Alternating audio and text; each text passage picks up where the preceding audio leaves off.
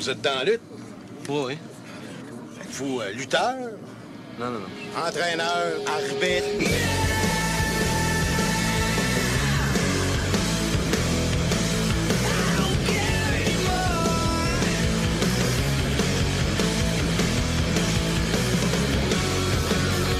Vous êtes dans la lutte? Vous êtes dans la lutte? Et oui, le titre intercontinental est de retour dans les mains d'un Anglais. Bienvenue dans Vous êtes dans lutte, épisode 2. Mathieu Chevalier, ici, avec mon comparse Marc-André Drouin. Marc-André. Bonne année à tous. Bonne année. Janvier, il reste 7 minutes, puis on est déjà le 2 janvier. Et je travaille le 2 janvier, puis ça me tente pas pantoute. Ben, on va se grouiller, on va se faire un résumé du Raw. Ça tente bien, le Barrett Barrage qui reprend de plus belle son deuxième règne. Oui, on a eu dans la somme un bon Raw de 31 janvier comparativement au Raw du 24 décembre qui était, selon ce que j'ai pu entendre, très mauvais. Là, je pense qu'on a eu une dizaine de segments assez cool. C'était amusant à suivre. Il y a eu des bons gags, il y a eu des bons matchs. Et un British est redevenu champion intercontinental. Et en fait, un lutteur de premier plan est redevenu un champion intercontinental. On s'entend que Kofi Kingston est un mid-carter pour le restant de ses jours. Et il n'y a pas plus à offrir de toute façon. Oui, puis le fait qu'il fasse perdre son titre, je pense que ça en dit beaucoup. Ça m'a surpris, moi, en fait. La WWE a spoilé carrément le changement de titre sur leur site. Il l'avait fait aussi avec quand Kofi a battu Miz, il avait fait la même affaire.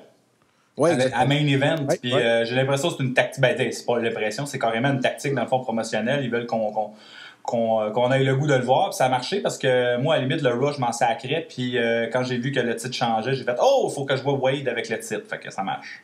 Oui, exactement. Puis là, on va sûrement avoir, je ne sais pas avec qui il va entrer en rivalité. Moi, j'aimerais ça, une belle rivalité entre lui et Antonio Cesaro pour essayer d'unifier ces deux titres-là pour en faire un plus gros et que ce soit vraiment des lutteurs de premier plan qui aient le titre intercontinental. J'ai hâte de voir ce qui va arriver avec ça en début 2013, mais ça fait du bien de voir Wade avec un titre, il le mérite, surtout qu'il a été blessé juste avant un méga push l'an passé. Moi, j'ai l'impression qu'il va rester en rivalité avec Kofi, peut-être un petit bout encore, parce que Kofi a le droit quand même à son match revanche, au moins un. Ouais, ce qui risque d'arriver, c'est qu'il ait son match revanche puis qu'il perde. Là. En tout cas, j'espère. J'espère qu'il ne regagne pas le titre. Fait que le Raw commençait avec Miz TV. On voit de plus en plus de segments Miz TV. On en voit quasiment à chaque Raw, à chaque SmackDown. Et je pense qu'ils ont écouté notre podcast la semaine passée. Je vois aucune autre raison pourquoi ils ont fait ça. Miz, il nous annonce que c'est un Champion's Choice. Tous les titres vont être en jeu dans ce Raw-là. Fait que tu pouvais pas plus me conquérir au début du Raw que d'annoncer ça. C'est vraiment une bonne... Ils ont peut-être piqué ça à TNA, c'est pas bien grave. À la limite, t'as des bonnes idées, ça se pique partout. Moi, j'étais bien content. Un Champion Night en business. Oui, exactement.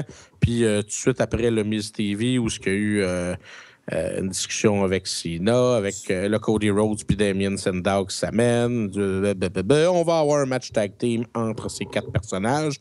Puis moi, j'aime bien ça. J'aime bien ça de la façon qu'ils bookent ça. Moi, un GM qui se pointe tout le temps pour... tu sais, ça commence souvent de même. Là. Il y a tout le temps, au début des émissions, même à SmackDown, ils sont tout le temps en train de se pogner. Puis il y a deux gars qui se pognent avec deux gars. Puis là, t'as le GM qui se pointe. Puis qui, quelle surprise, il va booker un match. Là, c'était vraiment tout de suite, on se bat, venez-vous-en dans le ring. Pas de niaisage. Anakin, Hawaii dans le ring, puis ça y va. Oui, exactement. Mais le match, c'était so-so. Là. C'était pas tout un match. Là. Mais ça a passé vite. Puis, ça a mis la foule dedans. Ouais, ça a mis la foule dedans. C'était divertissant. Ils ont fait gagner les faces. Bon. Je m'en attendais, malgré que, tu sais, s'ils voulaient pusher un peu plus Cody Rhodes puis Damien Sandow dans le portrait des titres par équipe, ils auraient dû les faire gagner. Mais bon, on sera pas surpris de la victoire de Miz et John Cena. Oui, c'est ça. C'est tout le temps une question de point de vue, à savoir qui c'est qu'ils voulaient mettre en valeur là-dedans. Clairement, ils voulaient plus mettre l'emphase sur Miz, d'essayer de continuer son face turn. Il y a du monde qui adhère pas encore. En le mettant avec le top face, avec Cena, je te pardonne, on n'est plus des ennemis. Cena puis Miz qui célèbrent dans le ring, ben là, Miz est rendu face comme la lune. Oui, exactement. Puis j'ai hâte de voir si ça va le mener. Là, il est-tu Mid-Carter? Il est-tu Main Eventer? On ne sait pas. Il n'y a aucune rivalité, en fait. Je ne sais pas s'ils vont y en trouver une d'ici le Rumble ou d'ici Mania, au pire. On verra bien ça. Et tout de suite après, il y a eu une promo avec d'Antonio Cesaro. J'adore ses promos. J'adore ce gars-là. C'est une découverte. Ouais, c'est une découverte. J'adore ses promos. Puis après ça, il y a un match contre... il dit, j'ai rencontré un Hall of Famer. Puis là, c'est Sergeant Slaughter qui arrive pour se battre contre lui. OK, c'était... Normalement, on aurait été en beau maudit qui ramène encore un vieux de même. Mais à Washington, ça faisait du sens. Ouais, ça marchait. Puis le match, c'était pas un match de lutte, on s'entend. Mais les 2 neutralizers à Slaughter, ça, c'était le fun à voir. Là, si tu prends en compte que Slaughter a déjà battu Ultimate Warrior, ça veut dire qu'Antonio Cesaro il est plus fort qu'Ultimate Warrior. Mettez ça dans votre pipe fan de lutte. Ouais, c'est ça, exactement. Ben là, Cesaro, on s'entend-tu que... Cesaro, il est en feu. Moi, j'adore son booking en ce moment.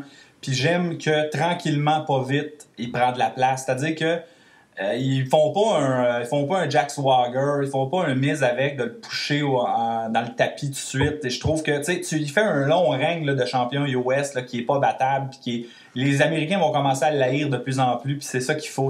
Moi, j'adore vraiment Cesaro ce qu'ils font avec, c'est vraiment cool. Ouais, ben j'espère. Oui, exactement. Et c'est un heel qui gagne clean aussi. Tu as remarqué, c'est un heel qui gagne tout le temps. Qui gagne clean. Oui, exactement. Et je sais que je vois grand, là, mais maudit que j'aimerais ça que ce soit peut-être dans le Final Four du Rumble. Ah, j'aimerais ça. Oui, c'est ça. Tu le fais bien paraître sans y donner tout de suite, tu sais.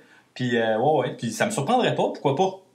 Ben oui, on verra rendu là. Là, pour l'instant, il y a juste une personne qui a dit son entrée pour le Rumble, Cena. Ouais, exactement, John Cena. Je sais qu'à SmackDown, on va pas spoiler, là, mais je pense qu'à SmackDown aussi, il y en a d'autres qui disent qu'ils embarquent dans le Rumble.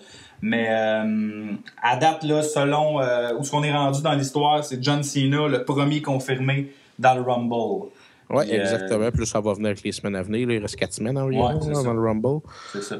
Puis tout de suite après ce match-là, je crois qu'il y a eu un segment en coulisses avec Kane, Daniel Bryan, qui se demandait contre qui il veut se battre. Il voulait se battre, je crois, contre... il voulait se battre contre Rhodes Scholars. Contre le Shield. Ah ouais? Oui, il voulait se battre contre le Shield. À mon souvenir, là, c'est contre le Shield. Puis il dit, je peux pas croire qu'ils vont se battre là, contre Ryback, finalement. Ah ouais. Puis là, finalement, il check l'autre bord du mur. Puis c'est 3MB qui dit, on fait un rehearsal de notre show. Puis là, ça a bouqué un autre match. Ça a bouqué je pense que Drew McIntyre, c'était son match de retour. Je pense qu'il n'avait pas lutté depuis un sapribo. C'était tout le temps Slater. Puis c'est le Chosen One. Oui, ben, écoute, ce gars-là, il avait le meilleur packaging que tu peux avoir. Il est bon in-ring. Je sais pas pourquoi il est... Moi, c'est dans mon roster principal en tant que lutteur solo, puis il serait quand même assez haut. Là.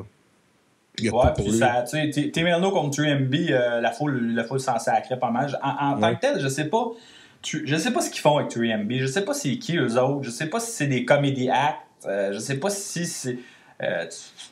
je sais pas ce qu'ils font. Puis moi, j'étais content des... Moi, il me dérange pas 3MB. C'est trois jobbers qui ont sacré ensemble. Puis tant qu'à les voir tous solo, j'aime mieux les voir en team de même. Mais il y en a qui sont... quelqu'un qui sont là, ils changent de poste. Moi, ils me dérangent pas tant que ça. À la limite, ils me font rire, mais ils sont un peu ridicules. Là. Ouais, c'est ça me fait rire. Puis ils sont là juste comme fill-in, là, vraiment, dans ce match-là. C'était pas... c'est des matchs in-ring là, de filler. Là. C'est pas ce qu'on appelle du 5-star match. Là. Bon, puis c'était pas en tant que tel, c'était pas totalement mauvais. On a déjà eu le pire. On a déjà eu Great Khali puis tout. Là, c'est au moins, on avait... Puis c'était pour les titres, hein? Il aurait pu gagner les titres, ça exactement. Il y a une affaire que je comprends pas, par contre, avec Daniel Bryan. Dans les coulisses, il commence à faire beaucoup ses yes, yes, yes. Puis quand il arrive dans le ring, il continue encore que c'est no, no. Moi, je recommencerais à le faire crier yes, yes, yes avec la foule. Puis il me semble que ça marcherait mieux. Là. Revirer-les totalement face là, avec Kane. Là, puis qui s'assume. Là. Ouais, je sais pas pourquoi. C'est comme s'il avait peur que le monde, tout d'un coup, que Bryan embrasserait le yes, le monde le ferait plus. C'est comme si le monde aime ça niaiser Daniel Bryan, mais ouais, t'as raison que. Mais t'as vu à la fin, Daniel Bryan, il voulait faire un solo de guitare avec sa ceinture, puis Kane, il voulait pas.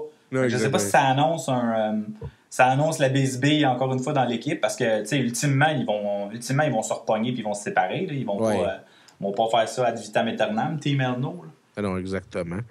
Puis c'est ça, après ça, le segment, c'était quoi déjà? C'était C'était Punk, Heyman, puis le Docteur Louche. Le Docteur Louche dans le ring. Oui. Écoute, c'est un segment totalement heel. Là. Ben, je peux pas lutter, je suis blessé. Puis, non, je suis prêt à lutter, mais je suis blessé. Puis Punk, il veut lui dire out. Ben, la même affaire que les autres semaines. Oui, exactement. Ça avance rien. Le docteur qui dit qu'il peut pas l'autoriser à affronter Ryback. Ouais. Puis là, je trouve ça mou un peu. Ben c'est parce que là, c'est ça. C'est pas la faute à personne en tant que tel, c'est la faute à la blessure. Là. C'est que là, il est comme en stand-by, puis il essaie de trouver. Tu sais, tu veux montrer ton champion, mais en même temps, il est pogné dans une histoire avec Ryback qu'on sait qu'il n'y aura pas nécessairement de fin. Je veux dire, ça va être cancellé, bifurqué, si on veut. Fait que c'est une porte de sortie carrément à savoir. Tu sais, CM Punk, là, ils veulent pas le sacrer d'un TLC contre Ryback. Là, il va se péter à la gueule, même, puis il sera pas. Là, il sera pas là au Rumble. C'est ça, exactement. C'est un risque que tu veux pas nécessairement prendre, c'est sûr et certain. Puis Vince McMahon qui se pointe. Moi, j'avais une question. Ce qui m'amène dans le fond à la question, Vince McMahon à Raw, c'est-tu encore efficace pour toi? Ben, hier, c'est ça, hier? Ouais, c'est hier, oui. J'étais surpris, je m'attendais pas tout à ça. Mais là, ouais, c'est encore efficace tant que c'est pas annoncé, puis tant qu'on ne le sait pas, puis que ça soit une surprise, c'est encore efficace. Mais tu penses-tu que le monde qui n'a pas été là pendant l'attitude d'Era, ils sont autant contents de le voir? Tu sais, dans le sens que quand sa toune décolle, on mentira pas, quand sa toune elle décolle, on est tout le temps content. Parce que Vince McMahon, c'était tout le temps synonyme de gros segments ou de grosses surprises, si on veut. Ouais. Mais à cette heure, quand il est là, on dirait qu'il vient juste pour remonter un peu les ratings parce que les ratings, des fois, sont so-so, puis il se met encore comme si c'était le 5 qui était pour remonter les ratings, mais souvent, les segments sont un peu mous, puis les segments avec Vicky, c'était pas super, là. Non, vraiment pas. Puis là, il est venu annoncer, dans le fond, que ça va être un nouveau médecin qui va prendre en cas en charge le cas de Punk, pour savoir s'il peut lutter contre Ryback le 7 janvier. S'il peut pas lutter, ben, ça va être Paul Heyman qui va affronter Ryback dans un TLC le 7 janvier. Ben là, moi, ce que je me dis, tout simplement, c'est que justement, ils veulent pas prendre de chance avec Punk. C'est pour ça qu'ils annoncent pas officiellement que le 7 janvier, c'est Punk. C'est clair. Puis CM Punk, tu savais qu'il est devenu il y a un autre point historique. Il est devenu le premier champion depuis 87, depuis Hogan, à avoir le titre pendant une année de calendrier. C'est-à-dire du 1er janvier, le premier champion de la E, à avoir du 1er janvier au 31 décembre. Parce qu'il y en a qui ont fait des 1 an, mais c'était pas nécessairement comme l'année au complet. Oui, exact. Fait que c'est depuis Hogan. C'est quand même cool, ça. Ouais, c'est Ils n'en ont pas parlé, ça, mais c'est ça. Ils l'ont peut-être oublié. Ils n'ont peut-être pas vu ça. Je sais pas. Des fois, la façon de booker ou de parler des choses, c'est un peu louche. Là. Mais je sais pas pourquoi ils n'en ont pas parlé. Puis ça, j'ai bien hâte d'avoir le 7 janvier. Là, le Rock va être là. Puis c'est quoi qui va se passer avec Punk, Heyman. Puis bien hâte de voir ça. Le prochain segment, si je me souviens bien, c'était Ziggler qui affrontait Sheamus. Ouais. Le match était très bon. Comme d'habitude. Oui, exactement. C'est pas la première fois, puis c'est pas la dernière fois. Non, exactement. Le match était excellent. Beaucoup de beaux setup moves des deux côtés. Le follow slam du deuxième rope de Sheamus, c'était hot, ça. Oui, exactement. Si je me souviens bien, on n'a pas eu un white noise assez spectaculaire. Oui. Je veux dire, non, mais c'est parce que c'est tout le temps spectaculaire quand Ziggler se fait faire un move. Les pieds de Ziggler, il arrêtait plus de bouger tout le long. Il voulait vraiment s'en déprendre. Puis là, Sheamus, il a dit non, pas cette fois-là. Ziggler, il y a une passe sur ce qui est venu pour faire son X-Factor là, du top rope. Puis Sheamus, il en a sacré une bonne drette. C'était hot aussi, ça. Ouais. Ça, c'est pour les... C'est pour ceux qui remarquent plus les matchs puis les combinaisons. Puis tu dis, OK, je suis sûr qu'il va faire ça. Puis on l'avait calé. Puis quand l'autre, il fait un counter, c'est tout le temps le fun pour ceux qui aiment vraiment la dynamique d'un match de lutte, c'est intéressant à ce niveau-là. Puis on a eu l'intervention de Biggie Langston qui a fait fucker le match, évidemment, on s'en attendait. Mais le face-à-face chez Sheamus-Biggie, ça annonce peut-être de quoi dans le futur. Ça, c'était le fun comme stare-down, ça. Oui, exactement. Surtout que Sheamus, c'est un gars qui aime se battre. Lui, c'était pas j'ai peur de toi. C'est amène-toi dans le ring, on va se battre. Puis là, bien évidemment, nos préférés de Shield qui arrivent puis qui sac une volée à Sheamus. Ouais, tu dis bien évidemment, mais c'était une surprise. Là. Non, mais ce que je veux dire, bien évidemment, dans le sens que qui d'autre que le Shield peut venir brutaliser Sheamus? On s'en attendait pas, mais ce que je veux dire par là, c'est que en ce moment, c'est eux qui viennent tout le temps brutaliser tout le monde. Il n'y a pas personne qui est capable de les arrêter. Fait que Sheamus, il a passé au cash Ah par oui, le exactement. Shield. Puis j'étais encore content de voir Dean Ambrose dans un ring avec sa face. Là. Ses mimiques, là, c'était excellent à voir. Puis j'ai juste trouvé trop hot la manière quand il arrive en bas, puis il y a la barricade, puis comment il jump par-dessus la barricade d'une aisance comme j'ai jamais vu. Tu vois que ces gars-là sont athlétiques. Ils passent par-dessus comme si de rien n'était. C'était juste trop beau à voir. Puis après ça, il y a un autre segment en coulisses avec Punk, Heyman et Maddox. Maddox, c'est ce qui me fait rire, là. Il me fait vraiment Est-ce qu'il y a une rire. tête à taper dedans? Moi, je te l'ai dit, moi, il me fait penser un peu à Bischoff. L'espèce de sourire qu'il fait, Eric Bischoff, là. Ouais. Peut-être sa peignure aussi, là, mais il a l'air vraiment d'un fendant, ce gars-là. Puis Brad Maddox, plus je le vois, plus je suis intéressé quand je le vois. Puis c'est drôle parce que c'est un jobber en ce moment. Il fait une perte, puis c'est ça la gimmick. Ouais. Il veut un contrat, puis on sait qu'il va trouver le moyen de rentrer probablement avec Heyman. Puis en tout cas, ça s'enligne avec ça. Là. J'ai l'impression qu'à un moment donné, quand ça va se dévoiler, j'ai l'impression qu'ils vont peut-être avoir toujours été ensemble ou une crosse du genre. Mais Brad Maddox, il me fait de plus en plus rire. Son entrée, quand il rentre, puis qu'il fait semblant qu'il va faire un flip, mais finalement, il fait que se relever comme un esti de fendant. Puis quand il est arrivé au spécial de Noël, là, il chantait genre Brad Maddox is coming to Raw. C'était tellement mauvais, puis il faussait, puis la foule... Il y a bien du heat, ce gars-là, fait que tant mieux. Ce que j'ai trouvé hot hier, c'est que je sais pas s'il y a du monde qui s'en sont rendu compte. Il dit vraiment à Heyman, t'es sûr que t'as pas de job pour moi, hein? En voulant dire, il y a de quoi de louche entre Punk, Heyman puis Maddox, là. J'ai trouvé ça hier. Non, mais on dirait qu'il essaie de nous mettre sur une piste comme quoi depuis le début qu'ils sont ensemble, mais bon, on verra bien, là. Ouais, puis après ça, ben là, Mae Young, il annonce que Mae Young, elle pourra pas se battre parce qu'il l'avait... Non. Non, mais il y a comme eu 3 segments avec Mae Young. Il y a eu l'annonce du match, ouais. Il y a eu « Tu peux pas te battre parce que t'es enceinte », puis il y a plus tard qu'on voit le segment de... Mais après ça, Eve Torres dans le ring qui dit « Bon, ben Mae Young, elle peut pas se battre, fait que... je suis la meilleure au monde. En tout cas, Caitlyn, elle arrive, ils se battent les deux, classique. La rivalité est encore dans le tapis. Va falloir que ça se close à un moment donné. Moi, j'ai l'impression que Caitlyn va probablement gagner peut-être le titre au Rumble. Mais c'est ça. Bon, on verra. Pas grand-chose à dire. Non, la décision finie, il n'y a rien à dire. Puis après ça, Big Show, qui est supposé défendre son titre contre Ricardo Rodriguez. Le match commence, il ne se passe pas grand-chose. Puis, mais Ricardo Rodriguez, là, c'est un bumper naturel. Puis... Il fait capoter. Il est vraiment... Puis il est tellement populaire. Tu as vu le pop pendant le match? Quand il a réussi à esquiver Big Show, puis là, le monde, à un moment donné, ça commence à y croire. Puis, c'était vraiment le coup, ça, par exemple. Mais la séquence du Del Rio, il l'encourage backstage, puis il donne son foulard. Moi, je trouve que ça marche, Del Rio face. Ça marche. Moi, je trouve que ça marche. Ben, ce match-là, ça servait à ça. Là. Ça servait à voir Del Rio sur le bord du ring, à encourager son ami, à le rendre aimable, dans le fond.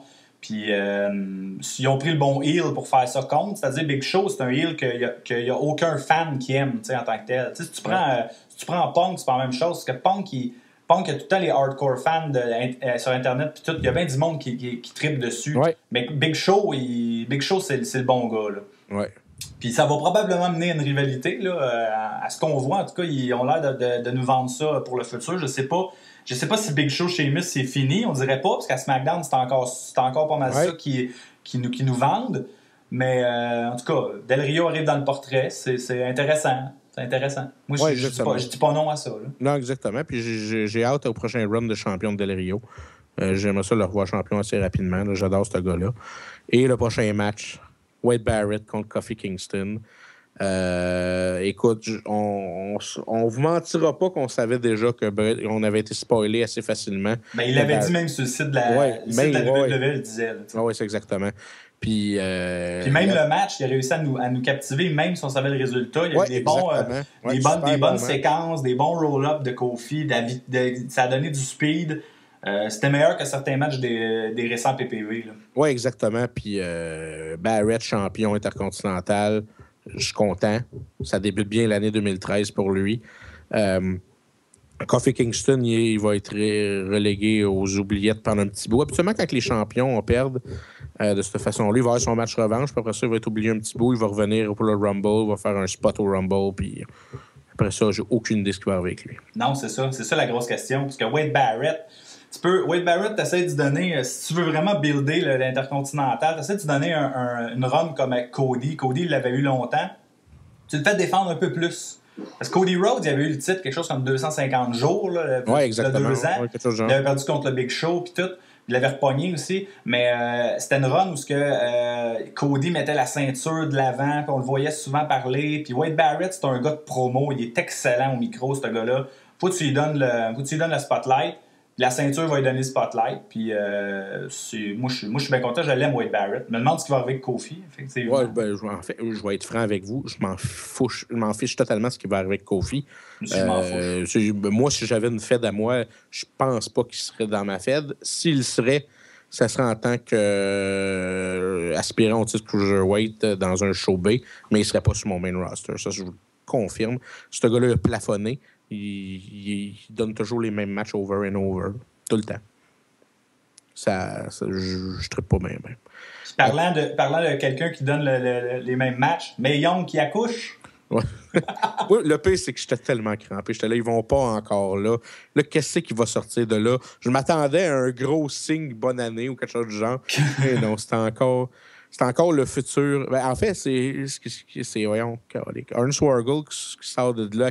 Moi, c'est parce qu'il sort de là avec un chapeau pour un cigare. Calme. Si je riais. Mais sérieusement, ces segments-là, c'est soit que... Tu sais, c'est des segments que t'as honte d'écouter à la lutte. Ou t'adhères pas. Ouais, c'est ça. Tu sais, c'est le genre de segment que tu fermes tes rideaux chez vous parce que d'un coup, il y a quelqu'un qui passe sa rue qui te voit écouter ça. Tu sais, tu le changes à Yamaska puis t'as pas honte d'écouter Yamaska. Là. Non, t'as vu ça, Yamaska? Moi, j'étais un fan de Yamaska. Tu sais, c'est ça que tu y réponds. Mais en même temps, des segments de même dans l'Attitude Era, il y en avait plein. Ouais. Ça me faisait penser à ça. C'est de la grosse connerie. Brian puis King qui se pointent, des yes-no. Great Khali qui a quasiment les yeux dans le plot de mais Young tout le long. C'était tellement un cave. C'était vraiment niaiseux. Tu sais que la seule affaire qui manquait là-dedans? Ron Simmons qui arrive. Damn! Non? Ouais, exactement. Damn! Damn! Je le verrais plus. À chaque fois, il y a des moments weird. Là. Mettons, les mopettes apparaissent, il y aurait un dame. David Arquette devient champion. Il n'y aura pas. David Arquette, faut pas qu'il redevienne. Je ne veux plus le revoir jamais dans une fête de lutte, ce gars-là. Ricardo Rodriguez, champion. Ouais, ben ça, je m'en fous. Ouais, ça serait drôle, mais je veux pas ça. Moi, je veux une fête sérieuse quand même. Puis après ça, il y a eu le fameux handicap match entre The Shield et Ryback qui n'a jamais débuté. Ça a commencé avec de la violence. Ça a fini avec de la violence.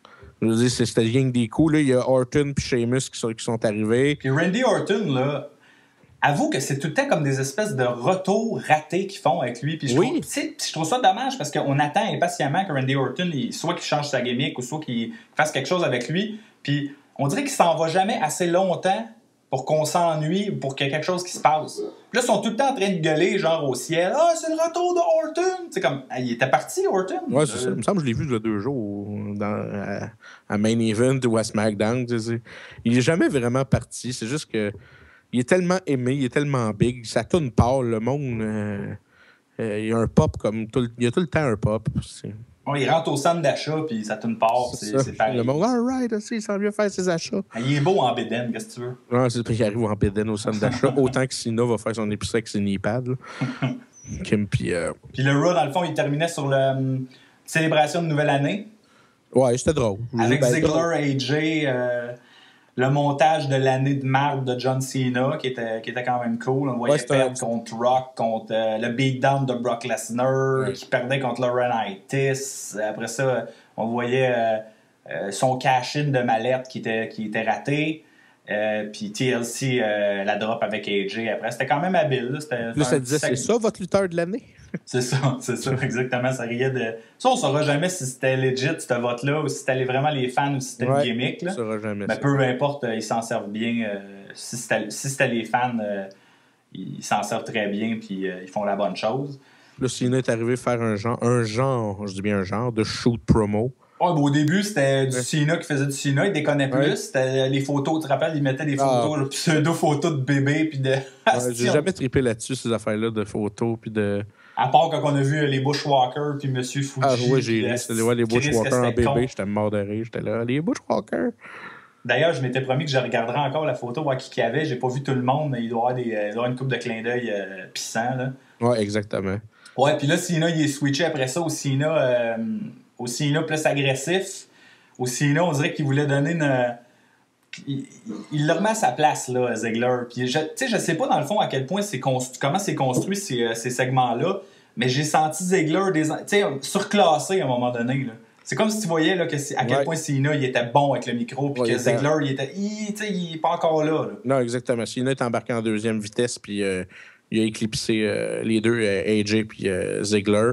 Puis là, ça a fini avec de la crap qui se déverse sur AJ puis Ziggler. Puis là, il se berce là-dedans, puis là, il s'accrie, puis ça peroille. Un fameux shit bat, là, comme on voyait là, avec la DX, puis tout ça. Là.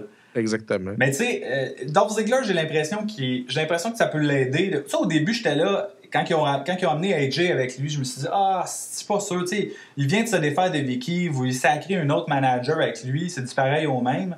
Mais avec AJ puis Big E, je me dis, c'est une dynamique intéressante parce que ça peut aider Dolph Ziggler à se donner un peu d'importance, ne serait-ce qu'avec le micro, le rendre moins gêné. T'as des béquilles à côté de toi, tu sais, t'as ton bodyguard, t'as ta valet cool. Puis tu sais, il y a des gars importants dans le passé qui en ont eu. Là. Tu penses mettons à Shawn Michaels, Shawn Michaels, il en a eu plein des managers dans sa vie. Ne serait-ce qu'un gros bodyguard ou une pitoune. Triple H aussi, tu sais, Triple H avec Chyna, puis il y avait tout le temps de quoi qui pouvait se passer. Puis côté match, ça peut rendre ça intéressant parce que ça te donne des possibilités de finir des matchs, des screws, des affaires de même. Fait que tu sais, Dolph Ziggler, j'ai l'impression qu'on ne le verra plus perdre souvent. Là. Avec un team de même, Ziggler, peu importe la façon, il perdra plus très très souvent 1, 2, 3. Là, il va tout le temps avoir des interventions ou des shit finish. Mais tu sais, si ça peut faire que le monde il commence à l'haïr plus puis qu'il se développe au micro avec cette espèce de crew-là, j'ai rien contre. Je sais pas à quoi ça va mener. J'ai peur que ça dure pas longtemps puis que AJ a servi contre Ziggler assez vite. Là, puis qu'elle French un autre, qu'elle French Biggie. Je sais pas où ça va mener. Non, exactement. Mais j'aime ça. Je trouve que ça lui donne. Il est imposant Ziggler quand il rentre avec son petit crew, son entourage. Là, je trouve ça drôle. Là. J'espère que les prochains Raw qui vont mener au Rumble vont être excellents. Je veux qu'ils nous buildent un bon Rumble. Je veux pas qu'ils nous buildent comme ils ont buildé les derniers PPV. Là. C'était pas trop hot, là, la manière qu'ils ont buildé les derniers PPV. Les 4 derniers PPV, en fait, étaient buildés tout croche puis étaient bookés tout croche. Je veux que le Rumble soit excellent et je veux que ce soit bien buildé. Ouais, j'ai pas peur là-dessus, moi. Quand Rock est là, ils mettent le cash. Tu sais, déjà, là, comment ils nous ont buildé le Raw du 7 janvier. C'est le 7, hein, c'est ça? Ouais, exact. Le Raw du 7 janvier, ça fait déjà un bout qu'il en parle. Il nous parle même de celui de la semaine d'après. C'est celui du 14 où ça va faire les 20 ans, c'est ça? Oui, exactement. Les 20 ans de Raw. Je pense qu'il est là à tous les Raw jusqu'au Rumble, si je me souviens bien. Là. Fait que, tu sais, déjà, il nous build des affaires d'avance qui mènent au Rumble. Moi, j'ai l'impression que le mois de janvier va être excellent. Puis, je suis craqué, je vais le dire. Je suis craqué. Ils m'ont ramené, là. Comme ils font à chaque année, j'imagine, mais ils m'ont ramené. Oui, parce qu'on était à veille d'abandonner. Comme je disais l'autre fois dans le dernier podcast, le dernier clou s'en venait que taper dans le cercueil pour que ça soit la finalité. Mais non, il nous a encore hooké pour tout ça. Et parlant du Raw 20e anniversaire, je me posais la question, on se posait ça comme question, qu'est-ce qui est plus big, 1000 épisodes de Raw ou 20 ans de la même émission? Puis selon moi, les deux sont aussi big l'un que l'autre. C'est la même maudite affaire. À la limite, c'est juste pour se donner des raisons de fêter puis de ramener des vieux, des Red Rooster puis des vieux lutteurs. C'est ça. On va peut-être voir Stone Cold. Ouais, cette fois-là, j'aimerais ça le voir, Stone Cold. Mon 20e, ça ferait... Ou Stone Cold E.T. Stone Cold E.T. Ouais, ça ferait un job, je pense. Mais non, j'aimerais ça voir Stone Cold. Puis peut-être des gars qu'on se fait longtemps qu'on n'a pas vu aussi. Je peux pas t'en nommer, là, mais... Tu penses-tu qu'on va voir Brock Lesnar avant le Rumble ou s'il va il va arriver au Rumble? Je le sais pas. Je pense qu'il va être d'un des participants au Rumble pour faire une surprise, qu'il y a un gros pop, mais je sais pas si on va le voir d'ici là. J'en ai aucune idée. J'ai bien hâte de voir le booking qu'ils vont faire avec Brock pour les prochains Raw. Il y a des rumeurs de John Morrison qui pourrait peut-être revenir. Tu sais, ça commence dans le fond. Les rumeurs dans le bout du Rumble, c'est tout le temps Le pic de l'année, là. Exactement. Puis j'ai bien hâte de voir ça, comment ils vont nous builder ce Rumble-là. Nous autres, on se disait comment qu'on va faire ça pour les podcasts. En fait, tu sais, ça se peut qu'il y a des podcasts qu'on fasse qui durent 30 minutes, 40 minutes. Nous autres, on veut seulement vous donner, aux chers auditeurs, au moins quelque chose à écouter sur la lutte au Québec. Moi, je le fais pour moi parce que moi, j'aime ça me coucher puis m'écouter parler souvent. Fait que... Moi, je l'ai déjà fait, ça aussi, mais... m'écouter parler, bon honesty. Mais non, mais c'est ça. Tout ce qu'on peut vous dire, c'est que pour le podcast du Raw du 7 janvier, le podcast prédiction du Rumble et podcast pas prédiction, mais révision du Rumble, on va peut-être avoir une surprise pour vous, un invité spécial. On vous dit pas c'est qui. C'est pas The Rock. On a essayé que ça sera pas The Rock, mais c'est proche. C'est proche, Ça accote The Rock, là. Oui, exactement. C'est à côte de Rock. Puis on vous dit pas c'est qui, mais restez... Dans le bout du Rumble aussi, on va vous demander vos prédictions pour le Rumble. Comme ça, on va pouvoir en parler en nombre de ce que vous autres vous pensez, qui va gagner le Rumble, qui va être le champion entre ce qui s'annonce probablement Rock puis Punk, donc ou Ryback, là, mais on n'espère pas, là. Non, exactement. On n'espère vraiment pas ça. La façon pour nous rejoindre, si vous voulez nous rejoindre, il y a toujours nos Twitter à moi et à Mathieu. Le Twitter de Mathieu, je m'en souviens plus, c'est @M_Chevalier. Et c'est bien ça? Oui, c'est ça. Et pour moi, Marc-André, c'est @MA_Drouin en une shot. Une shot. Et vous pouvez nous rejoindre à notre courriel qui est vous êtes dans lutte. Donc, vous.z.dans.lutte@gmail.com. Vous pouvez nous rejoindre là. Vous envoyer des courriels. Des commentaires, des insultes. Oui, toi, n'importe quoi. Oui. Et il y a aussi notre site Facebook, vous êtes dans lutte. Vous pouvez y accéder pour avoir accès au podcast et ainsi pour discuter de lutte, disséquer la lutte. L'année 2013 commence et ça fait déjà 24 minutes que ça fait une journée qu'on a débuté l'année 2013. Et ça va finir là-dessus. Moi, j'ai l'impression que c'était un petit show pour... on a bien aimé le Raw, fait qu'on on avait le goût d'en parler. On n'était même pas supposé faire de show, puis on s'est dit, bon, regarde, le Raw, t'as le fun. On va commencer l'année en beauté. Exactement. Puis on a commencé avec... avec quoi qu'on a commencé? Non, mais je veux dire, on a commencé l'année... Je comprends pas ta question. Peux-tu ça répéter? Non, mais je sais pas où je m'en vais. Là, je commence à être fatigué en maudit, mais je vous souhaite une excellente fin de soirée. Alors, on finit là-dessus. Wade Barrett, mon ami, fais-nous un barrage.